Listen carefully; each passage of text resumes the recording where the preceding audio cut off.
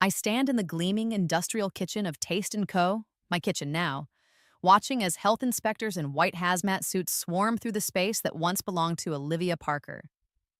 My finger hovers over the Instagram app on my phone, savoring the moment. The post is already prepared, a simple picture of Olivia's signature dessert, my dessert, with the caption, "Some recipes are worth dying for. Some thefts deserve justice. Hash Taste& Co. hash. Closure." The lead inspector approaches, clipboard in hand. "Miss Chen, we found exactly what you said we would. The kitchen fails at least 7 critical health code violations. We have no choice but to shut it down immediately." I nod, feeling nothing but cold satisfaction as I press share on the post. Across the room, Olivia's perfectly made-up face crumbles as she watches her empire collapse in real time. "This can't be happening," she whispers, her voice breaking. "Not again." But it is happening, and this time, I'm the one calling the shots. 3 years ago, I died because of her. In this life, I've made sure she'll pay for it. One stolen recipe at a time. My name is Julia Chen, and I've lived this life before. I died on May 17th, the day after my 32nd birthday. I remember every detail. The burning sensation spreading through my chest, the way my throat closed up, the cold tile floor against my cheek as I collapsed at the catering event. I remember my fingers scrabbling uselessly for the EpiPen in my purse as my vision tunneled to black. My last thought was simple confusion. How could there be pine nuts in a dish specifically prepared for someone with a severe nut allergy? Then nothing, until I woke up gasping, exactly 1 year earlier in my own bed. Lightning flashes through my apartment window as I sit up, heart pounding. My hands fly to my throat instinctively, finding no swelling, no constriction, just smooth skin and a pulse beating too quickly beneath my fingers.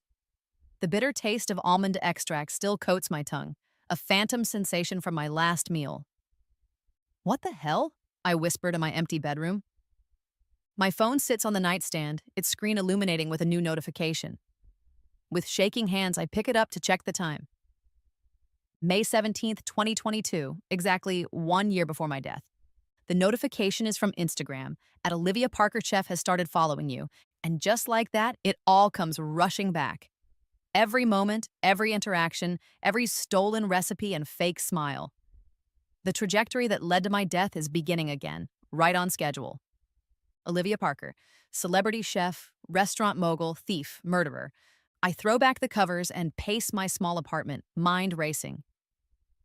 This can't be real. People don't just wake up a year in the past.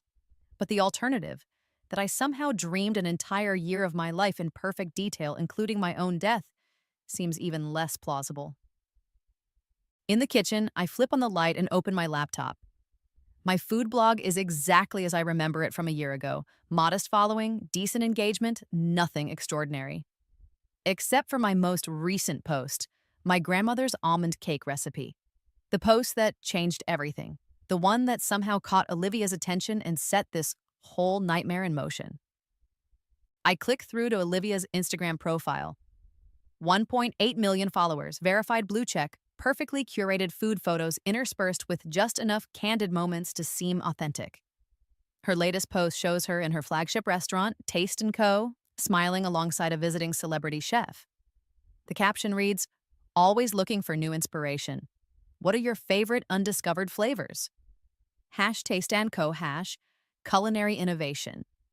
Undiscovered flavors, that's what I was to her, a resource to exploit, not a person to respect. I slam the laptop closed and press my palms against my eyes. What am I supposed to do with this impossible second chance? Run away? Ignore her? Pretend none of it happened? No, not when I know what she's capable of. I take a deep breath and look around my kitchen. The worn countertops, the mismatched appliances, the shelf of carefully labeled spices. Above the stove hangs my most precious possession, my grandmother's handwritten recipe book, its pages yellowed and stained from decades of use. "I won't let her take this from us again, Grandma," I whisper. My hands stop shaking, my breathing steadies. Clarity washes over me like cold water. If this is real, if I've truly been given a second chance, then I'm not going to waste it. This time, I'm going to be ready for Olivia Parker. This time, I'll see the predator behind the smile. This time, I'll protect what's mine. I open my laptop again and create a new document. At the top, I type timeline. Below it, I begin reconstructing everything I remember from my first life, creating a detailed map of what's to come. Outside, the storm continues, lightning illuminating my determined face reflected in the window. By morning, I have a plan. The coffee shop is bustling with the morning rush when Olivia walks in, exactly as I knew she would. In my previous life, this meeting was the beginning of our friendship. The day I fell under the spell of her charm and industry connections, too flattered by her interest to see the calculation behind it. Today, I'm prepared. Julia? Her voice carries the same warm enthusiasm I remember, her smile perfectly calibrated to seem genuine. I'm Olivia Parker. It's so great to meet you in person. She looks exactly as I remember, tall, blonde, immaculately styled in casual, expensive clothes that probably cost more than my monthly rent. The kind of woman who makes everything look effortless while working tirelessly to maintain the illusion. Olivia, hi. I stand and offer my hand instead of the hug she's leaning in for. Professional, not familiar. Thanks for reaching out. This is David Kim, my attorney. He helps me with the business side of my blog. David, a college friend who agreed to this favor in exchange for dinner, gives a polite nod. Pleasure to meet you, Miss Parker. I'm a fan of your restaurants. It's worth the $100 I promised him just to see the flicker of confusion on Olivia's face. This isn't following the script she expected. The eager, starstruck food blogger grateful for attention from a culinary celebrity. An attorney? How professional. She recovers quickly, sliding into the chair across from us. I didn't realize your blog was at that level yet. It's not, really, I say with a deliberately self-deprecating smile. But my grandmother always said it's better to build the fence before the horse decides to wander. Smart grandmother. Olivia's eyes narrow slightly, reassessing me. Speaking of which, that almond cake recipe you posted, it's absolutely incredible. The 5-spice blend with the honey-infused almond cream, I've never tasted anything like it.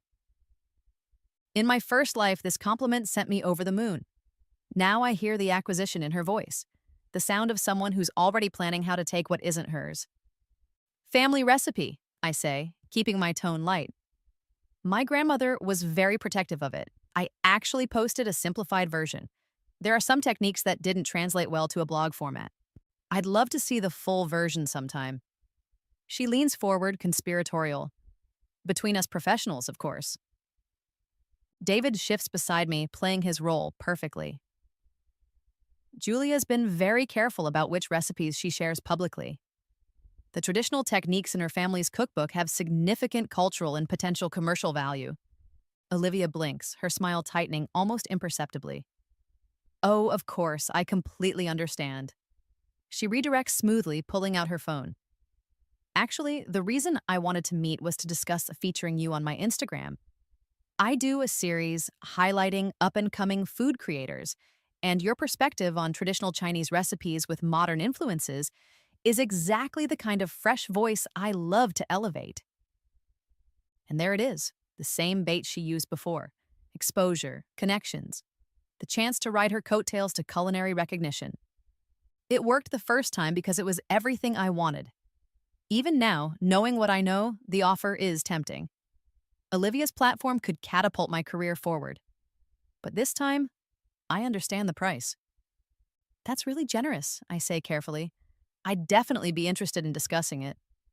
What kind of content would you be looking for? As she outlines her vision, the same mentorship program that led to my recipes being stolen before, I nod along, asking all the right questions while giving none of the answers she wants. David occasionally interjects with questions about intellectual property rights and content ownership that make Olivia's smile grow increasingly strained. By the time we finish our coffee, I've positioned myself exactly where I need to be. Interesting enough that she won't give up on me, but challenging enough that she'll have to work for what she wants. This has been so informative, I say as we prepare to leave. Let me think about the collaboration and get back to you next week? Of course. Her smile doesn't reach her eyes anymore. I'm really looking forward to working together, Julia. I think we could create something special. The irony of her words isn't lost on me. We will create something special together, just not what she's imagining. As we walk away, David leans close. She's exactly like you described, charming but cold underneath, like a knife wrapped in silk. You haven't seen anything yet, I tell him. That was just the opening move. Over the next few months, I walk a careful line with Olivia. I accept enough of her invitations and opportunities to keep her interested while never giving her what she really wants: complete access to my grandmother's recipes. We develop a relationship that looks like friendship on the surface. She features me on her social media, introduces me to influential people in the food world, even invites me to exclusive industry events. To anyone watching, it seems like a successful mentorship. Established chef takes promising newcomer under her wing. But beneath the smiles and Instagram stories, we're playing chess. She probes for information about my techniques. I deflect with vague answers. She invites me to cook with her, carefully watching my methods. I deliberately leave out key steps or ingredients. She compliments my flavors effusively. I thank her while securing legal protection for my intellectual property. By September, I've filed all the necessary documentation to protect the unique aspects of my grandmother's recipes, the distinctive combinations, preparation methods, and presentation elements that make them special. David, who started as a prop but has become a genuine ally, connects me with a specialist in culinary IP law who helps strengthen my position. You're being paranoid, Olivia tells me over drinks one evening, her tone teasing but eyes calculating. No one's going to steal your recipes. Probably not, I agree with a smile. But my grandmother always said her recipes were her legacy. I'm just honoring that. Speaking of recipes, she says, swirling her wine, I'm finalizing the menu for my new Asian fusion concept at Taste & Company. I'd love your input. Completely credited, of course. Of course, I echo, knowing exactly what's coming. I'd be happy to taste test or provide general feedback. Just let me know when... Her smile tightens fractionally at my careful boundaries. We both know this dance by now. She pushes, I sidestep. But unlike before, I'm watching the calendar. The original theft happened in October, followed by our confrontation, then my death in May. The timeline is proceeding exactly as I remember it, which means I'm running out of time to spring my trap. The private tasting at Taste & Co. arrives right on schedule. Olivia's new Asian fusion menu featuring, surprise, a distinctive almond cake with honey-infused cream and a 5-spice blend that tastes exactly like my grandmother's recipe. This time, I'm prepared. The small recording device tucked into my purse captures everything as her executive chef presents each dish.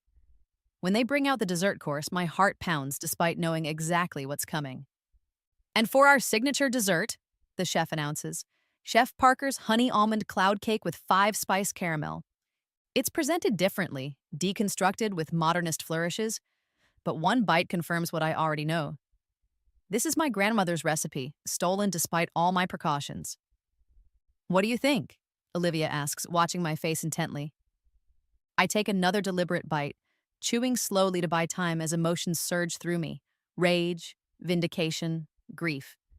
In my previous life, I confronted her immediately, publicly, with tears and accusations that she easily deflected. This time, I stay calm. It tastes familiar, I say neutrally. It's inspired by various Asian dessert traditions, she says with practiced smoothness. You know I've been studying them for months. I take another bite, nodding thoughtfully. It's interesting. Did you develop the recipe yourself? Of course, she lies without hesitation. Though I did incorporate some techniques I've observed from various chefs I admire, including techniques she's never actually seen me use, the ones I deliberately kept hidden. Which means she's done exactly what I suspected, sent someone to hack into my laptop or search my apartment when I wasn't home. Well, it's delicious, I say with a smile that doesn't reach my eyes. Very innovative. The rest of the tasting passes in a blur of polite comments and careful notes. When it's over, Olivia walks me out herself. The official launch is next Friday, she says. I'd love for you to come. I'm acknowledging all my inspirations, and you've been such an important part of this menu's development. I wouldn't miss it, I tell her, the recorder still running in my purse. It's going to be quite an event. She has no idea just how right I am. The menu launch is packed with food critics, influencers, and industry insiders. Olivia holds court in the center of her restaurant, resplendent in a designer dress, accepting compliments on her innovative new dishes. The stolen almond cake is being praised as revolutionary and a perfect fusion of East and West. I circulate quietly, watching it all unfold exactly as before. The only difference is that this time I'm not here to cause a scene. I'm here to collect the final evidence I need. When Olivia spots me, she waves me over with a too bright smile. Julia, I was hoping you'd make it. What do you think of everything? It's impressive. I say truthfully. Especially the almond cake. Everyone's talking about it. Thank you. She lowers her voice, suddenly conspiratorial. Actually, I wanted to talk to you about that. I know it might seem similar to your grandmother's recipe, but I promise the development process was completely independent. Really? I keep my voice even, aware of the recording app running on my phone in my pocket. Because it tastes identical. Her smile hardens. Similar techniques can lead to similar results, but you can't copyright a taste, Julia. There it is. The same dismissive line from before. In my first life, this was where I lost control, where I publicly accused her of theft and became the hysterical, jealous food blogger trying to claim credit for a famous chef's work. Instead, I smile. No, you're right. You can't copyright a taste. But you can protect distinctive production methods, unique ingredient combinations, and specific presentations, all of which I've documented extensively. Her expression shifts microscopically. What are you saying? I'm saying we should talk privately, soon, before this goes any further. A photographer approaches, asking for a picture of us together. Olivia's arm slides around my waist, her public persona snapping back into place. We both smile for the camera, a perfect image of mentor and protege. My office, tomorrow at 2, she murmurs through her smile. We'll sort this out. I nod, still smiling for the flash. Yes, we will. The confrontation is set, but unlike last time, it will happen on my terms, with my evidence secure and my position protected. No public scene, no character assassination, no mysterious allergic reaction days later. This time, I'm changing the ending. Olivia's office at Taste & Co. is exactly what you'd expect. Sleek, modern, with tasteful awards displayed on minimalist shelves and a view of the city that reinforces her status at every glance. She sits behind her desk like a queen on a throne, secure in her power. Julia, she begins with forced warmth. I think there's been a misunderstanding. I've always been supportive of your career. Let's skip that part, I interrupt, placing a folder on her desk. These are the trademark and intellectual property documents I filed 6 months ago, specifically protecting the unique aspects of my grandmother's recipes, including the almond cake you're now selling. She doesn't open the folder, just stares at me with recalculated interest. You can't trademark a taste. Actually, you'd be surprised what can be protected legally. Distinctive production methods, unique ingredient combinations, specific presentation formats. All things my lawyer helped me document thoroughly before you launched your original creation. Her face hardens. This is ridiculous. No court would side with a nobody food blogger over me. Maybe not before, but they might now. Especially with evidence that you deliberately stole the recipe after I declined to share it. I tap my phone, playing back part of our recorded conversation from the tasting, followed by her damning words from the launch. You can't copyright a taste, Julia. For the first time, I see fear flicker in Olivia's eyes. It's replaced quickly with calculation as she reassesses the situation. What do you want? Money? I want credit. I want you to publicly acknowledge where the recipe came from, and I want a formal partnership with appropriate compensation for any of my recipes you use going forward. She stares at me, mentally running through scenarios, looking for the angle that lets her win. And if I refuse? Then my lawyer files the lawsuit tomorrow. Your investors won't like the publicity. She leans back, the momentary vulnerability gone. You know what? Do it. Sue me. It'll be your word against mine, and by the time the case is resolved, if it ever goes to trial, My menu will have changed, and you'll be known as the bitter amateur who couldn't handle seeing similar ideas in professional execution. She stands, confidence restored. I've dealt with claims like this before, Julia. They never stick. But our friendship is obviously over, which is a shame. I really did see potential in you. The condescension in her voice is exactly what I remember, the same tone she used before when she thought she'd won, when she thought I was no threat. I'll see myself out, I say calmly.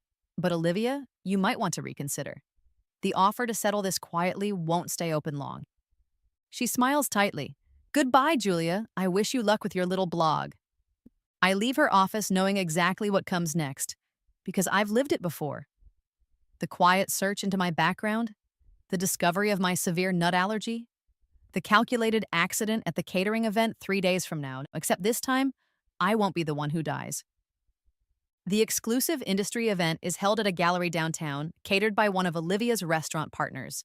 Just like before, I receive a personalized invitation emphasizing that the menu will accommodate my allergy, a detail I've made sure is documented in emails and on the RSVP form. I enter the crowded space with hyper-aware senses, watching everything. The event is exactly as I remember it, a showcase of innovative culinary talents, featuring several up-and-coming chefs alongside Olivia's established brand. The dessert table features an array of petit fours, including several with nuts. Olivia spots me from across the room and makes her way over, all professional courtesy on the surface. Julia, I'm glad you could make it, she says, her tone suggesting we're still on good terms for any listeners nearby. I've had the kitchen prepare some special desserts for you, all nut-free, of course. I know how serious your allergy is. On cue, a server approaches with a specific tray. Miss Chen? Chef Parker prepared these specially for you, almond-free, as requested. I smile, taking the offered dessert but not eating it. How thoughtful. I'll enjoy this in a moment. I just need to finish a work email first. Olivia's eyes track the dessert, a flicker of anticipation crossing her face before she masks it. Of course, enjoy the event. As soon as she walks away, I slip the dessert into a small evidence bag in my purse. Later, I'll send it to a private lab for testing, where they'll confirm what I already know. Despite being labeled almond-free, it contains pine nut extract, exactly what triggered my fatal allergic reaction in my previous life. I spend the rest of the event avoiding food entirely, making excuses about a sensitive stomach. Olivia watches me from across the room, her expression growing increasingly tense as the night progresses without incident. When I leave, alive and well, I can feel her eyes on my back, confused, frustrated, recalculating. The next morning, I send the tainted dessert to the lab with rush processing. By evening, I have the results. Concentrated pine nut extract in a dessert specifically prepared for someone with a documented severe nut allergy. Not an accident, not cross-contamination, attempted murder. The evidence goes straight to my lawyer, along with the catering company's menu, showing that I specifically noted my nut allergy when RSVPing. Then I disappear. For 3 days, I'm completely off the grid. No social media, no phone calls, no trace. I stay with a cousin in another city, our family connection distant enough that Olivia would never think to look for me there. I know she'll be watching the news, waiting to hear about my unfortunate allergic reaction. Meanwhile, my lawyer files emergency injunctions against all of Olivia's restaurants, citing the attempted poisoning along with the recipe theft. The documentation is comprehensive. My original recipes with timestamps, the recorded conversations, the lab results from the dessert, everything. On the 4th day, I reappear at a major food industry event where Olivia is being honored as Innovative Chef of the Year. I time my entrance perfectly, slipping in just as she takes the stage to accept her award. The color drains from her face when she sees me walk in, very much alive, and flanked by my lawyer and 2 police officers. Her speech falters mid-sentence, the crystal award clutched in her suddenly white-knuckled grip. Thank you all for this incredible honor. She recovers, professional smile back in place, though several shades paler. It means the world to have my creativity recognized by my peers. The irony of her words hangs in the air as the police officers move toward the stage. I stay back watching as her perfect world begins to unravel. You look like you've seen a ghost, Olivia, I say when she steps down, my voice carrying just enough for nearby attendees to hear. The police officers approach her. Miss Parker, we need you to come with us for questioning regarding an attempted assault charge. Phone cameras emerge instantly. The whispers start. The perfect social media scandal unfolds in real time, exactly as I planned. As they escort her past me, her eyes lock with mine, hatred mingling with a new emotion. Fear. How did you know? She whispers, just for me to hear. I smile, the kind of smile she used to give me, sweet on the surface, cold underneath. Let's just say I've seen this recipe before, and I knew exactly how it would taste. The headlines break the next morning. Celebrity chef Olivia Parker questioned in poisoning investigation. Taste & Co. empire rocked by allegations of recipe theft and attempted assault. Rising food blogger claims star chef stole family recipes, then tried to silence her. It spreads faster than I could have imagined. Former employees emerge with stories of abuse and exploitation. The 3 other chefs whose recipes Olivia stole join my lawsuit, creating a class action that her investors can't ignore. One by one, her restaurant partners distance themselves. Her TV network puts her show on hiatus. Her cookbook publisher cancels her contract. Her Instagram following, once 2.3 million strong, hemorrhages as the scandal grows. Meanwhile, I launch my own venture, a small restaurant called Chen's, featuring my grandmother's authentic recipes, each now properly protected. The contrast between us grows sharper, the authentic creator versus the exploitative thief. My story resonates with the public in a way Olivia's carefully constructed image never did. 3 months after our confrontation, Olivia's flagship restaurant, Taste & Co., faces bankruptcy. This is where my ultimate revenge takes shape. Through a shell company created by my lawyer, I make an offer to buy Taste & Co. from her desperate investors. They accept quickly, eager to distance themselves from the scandal. Only when the papers are signed does Olivia discover who the new owner is. By then, it's too late. The restaurant that was supposed to be the crown jewel of her empire now belongs to me. I rename it Taste & Co. by Julia Chen, keeping just enough of the original branding to twist the knife. The menu features all my grandmother's recipes, now with my name prominently displayed as creator. Each dish tells part of our family story, the history Olivia tried to erase and exploit. Which brings us back to today. The health inspection I arranged through connections I made while building my own reputation in the industry. The violations I knew existed because I'd heard Olivia's former employees talk about them in my previous life. As Olivia watches her kitchen being officially shut down, I approach her, phone still in hand, Instagram post now live and gathering thousands of views per minute. You can't copyright a taste, I tell her, echoing her words from before, but you can trademark a legacy, and you can definitely prosecute a thief. She stares at me, hatred mingling with a grudging respect. How did you know? About the inspection? About everything? For a moment, I consider telling her the truth, that I lived this all before, that she killed me in another timeline.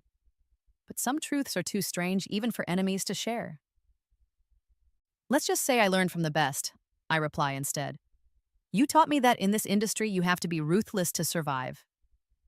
As she's escorted out of what was once her kitchen, I feel the weight of both lives on my shoulders. The naive food blogger who died trusting the wrong person, and the calculated businesswoman I've become. Both versions of me contributed to this moment of justice. 6 months later, my restaurant empire has grown to 3 locations. The story of how I reclaimed my grandmother's recipes became a Netflix documentary. My cookbook, Family Recipes: The Chen Legacy, tops the New York Times bestseller list. Olivia has largely disappeared from public life. Occasionally, I see her name attached to small consulting projects or guest appearances at second-tier food events. Her dramatic fall serves as a cautionary tale in culinary schools about the importance of attribution and authentic creation.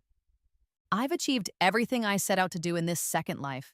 Justice for my family's legacy, success on my own terms, revenge against the woman who literally got away with murder in another timeline.